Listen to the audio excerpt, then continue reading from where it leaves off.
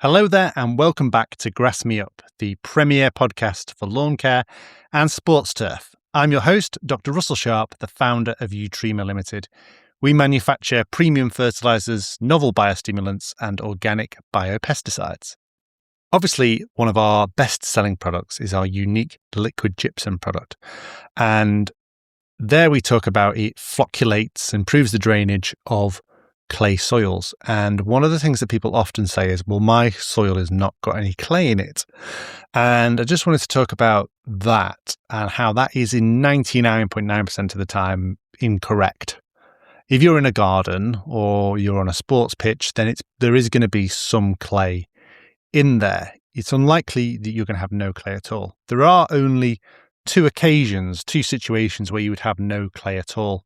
The first is if you're on a peat bog and your garden is a peat bog, and in which case, yes, you might have poor drainage, but you would probably know that you were living on a peat bog and there's not much you can do in that situation. And the other situation is if you're in a very, very maritime situation. Your garden is almost a sand dune. It's that sandy. It wouldn't be the colour of sand.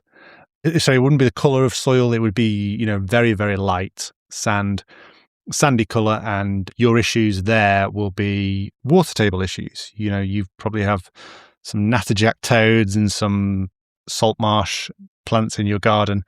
They're the only two situations where you're not going to have any clay at all. So you will have some clay, even if your soil is described as a sandy loam or a loam or anything in between, then there's going to be some clay in there. And I would recommend that you look at something called the soil texture triangle. And this is basically, soil texture is not what it sounds like. It sounds like it's sort of, how it feels. And that is to some extent involved, but it's really, so when we talk about soil texture, it's the measurement of how much clay, how much sand, and how much silt your soil is made up of. And the base of your soil is always made up of sand, silt, and clay in various proportions. And then in addition to that, you'll have air, water, organic matter, and living things. So they're the major components of a soil. You might have some plastics as well nowadays. So if you look on the soil texture triangle, you'll see that if your soil is 100% clay, then you've got a clay soil, obviously. If it's 100% silt, you've got a silt soil. And if it's 100% sand, you've got a sand soil. But in between there, you've got sandy loams, sandy clay loams, silty loams, silty clays, sandy clays, and knowing which one it is very important. And the more clay you've got in your soil, the more chance of something like our unique liquid gypsum product will work. But even if you only got a small amount of clay, it will still work on that clay particles. It will flocculate it, improve the percolation, the drainage through it. So there are a number of ways you can determine what your soil is if you don't know it. First one is go and see your neighbour and ask them. You can look on soil maps. If you're in the UK, there are lots of soil maps, and you literally just put your postcode or your location into the soil map and it will tell you the conditions. It will tell you the soil texture. It will also tell you the fertility rate and the pH, the likely pH and things like this. So soil maps are great. So speak to your neighbours, look online, and if all else fails, you can analyse your soil yourself, because you might have had soil imported into your area. So there's a number of methods you can use for determining that. Sorry, my grow room fan has just gone on. I'm going to turn that off. Okay, I'm back. The first method for determining soil texture is if you've got a measuring cylinder, you can put before you do any of these methods, if there's lots of organic matter and pebbles in your soil, you can get a handful of your soil and push it through a sieve, obviously not one from your kitchen, and shake it through a sieve and remove all the big beads, the big pebbles or sticks or twigs. If you haven't got access to a sieve that you can use for this, then you could just remove them by hand. And then get a clump and put it in a measuring cylinder with some water and give it a good shake up. And the sand, after about a few minutes of shaking it, leave it to settle, perhaps overnight. The bottom layer will be the sand, the middle layer will be the silt, and the top layer will be the clay, and then you'll have organic matter floating on the top. And so by measuring the proportions of those, you can then go back to the soil texture triangle and look at that. And so if you had 40% clay and 10% silt, and I'm trying to work out what it was here. Yeah, the rest was sand. Then you have a sandy clay, for example. Get confused by the soil texture triangle here. There is an even easier method than that, and that is to get maybe just a ping pong ball size of your soil, add a bit of water, and see if you can make it into a ball. And there are a number of almost like flow charts on the internet that you can do that. So does it form a ball when it's squeezed? So if you add water, if it's squeezed, you squeeze that ball, does it fall apart? If it does fall apart and a bit more water, does it still fall apart? Then you've got a sandy soil. Okay. If it sticks together when you've made that ball, can you form a ribbon with it? So can you form let's say like a 2.5 centimeter long ribbon?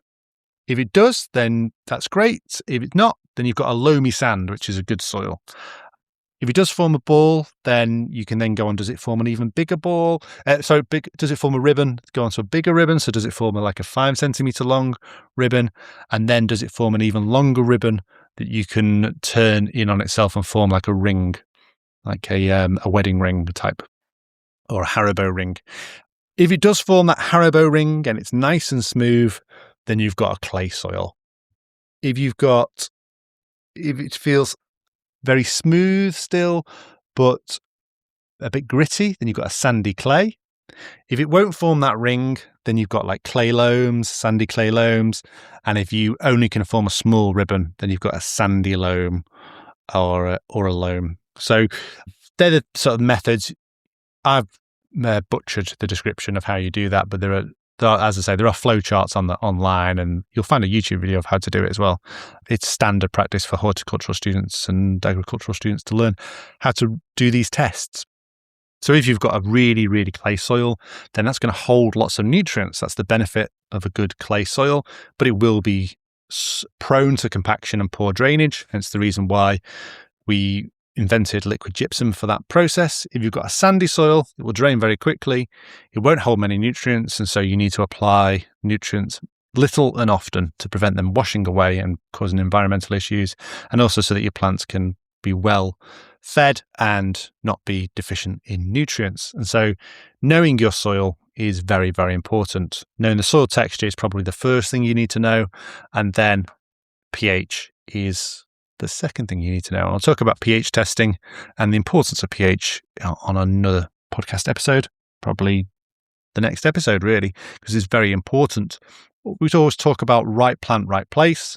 And there will be, if you're in lawn care or sports turf, there will be grass species and types that will suit your particular conditions and soil type. And so you can research that once you know what your soil type is, so you're not running blind and you've got a bit more information. Knowledge is power, and once you know more about your soil, then you'll be able to find out how to treat it, how to look after it, what its benefits are, and what plants and what grass species will thrive in it.